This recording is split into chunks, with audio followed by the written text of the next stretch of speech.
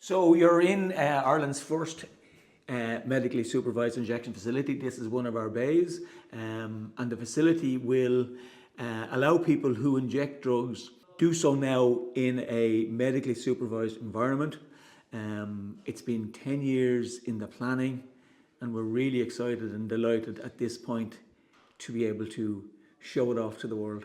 There has been objections from a number of people within the local community, which is quite understandable. It's a very innovative facility, but it also is, it has had an impact on the local community, and there's been lots of very genuine concerns about what a facility like this might bring to the community. So we're very conscious, and we would never dismiss anybody's concerns. So, but that has been one of the delays. Obviously, legislation as well, and the government has had to legislate for a pilot, because this is a pilot. It will run for 18 months.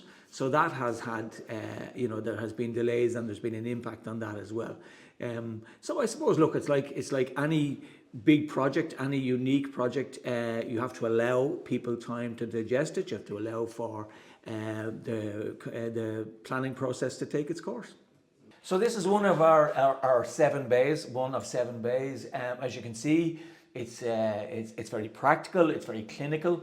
We have white rock, which is very easy to clean. We have stainless steel. We have a sharp spin here, for example. So when a person has injected, they can dispose of the needle, and it can't be taken back out. It's in a lockable bin. The mirror is to support people. It's also for observation, but it's to support a person who might be injecting, who might be struggling to find a vein, and it gives the person a greater sight of what they're doing.